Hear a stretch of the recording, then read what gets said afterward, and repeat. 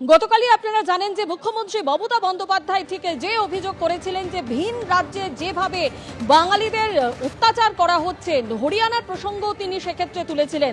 গুরুগ্রামের একটি video post করেছেন তৃণমূলের মুখপাত্র পার্থপ্রতিম রায়, যেখানে দেখা যাচ্ছে বাঙালিদের বাংলাদেশি সন্দেহে অমানবিকভাবে তুলে নিয়ে যাচ্ছে হরিয়ানা পুলিশ।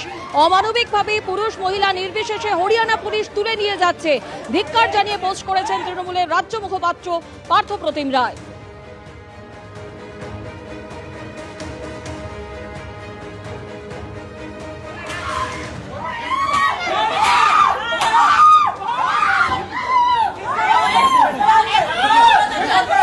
लड्डू है ये।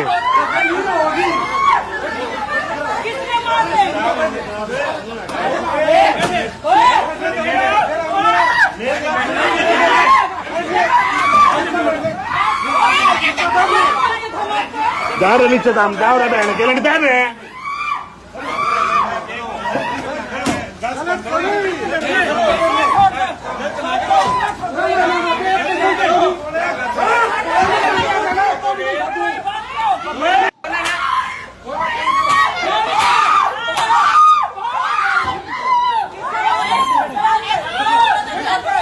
लड्डू है ये।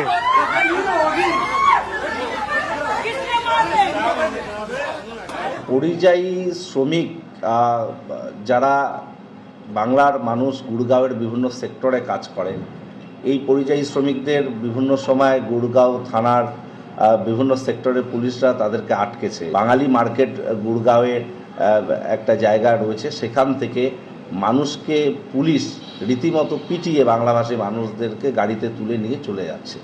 সেই ভিডিওটা পাওয়ার পর আমরা খানিকটা আতঙ্কিত হয়ে উঠি। বিষয়টি আমরা যথাযোগ্য জায়গায় জানাচ্ছি এবং নিশ্চিতভাবে যে অত্যাচার পরিযায়ী শ্রমিকদের উপর হচ্ছে, বিশেষ করে বাংলার শ্রমিকদের যারা বাংলা ভাষায় কথা বলে, এটা কখনো মেনে যাওয়া যায় না।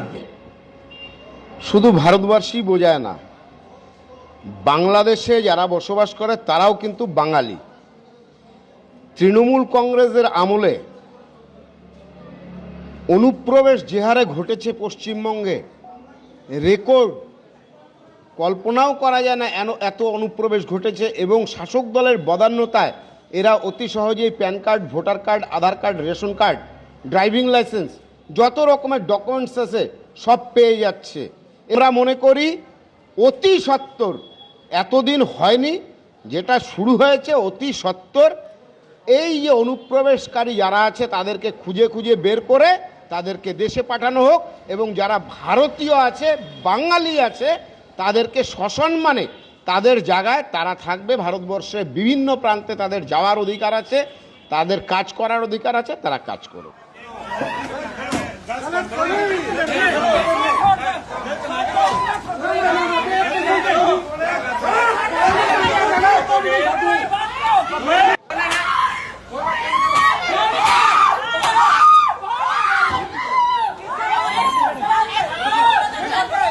लड्डू है ये।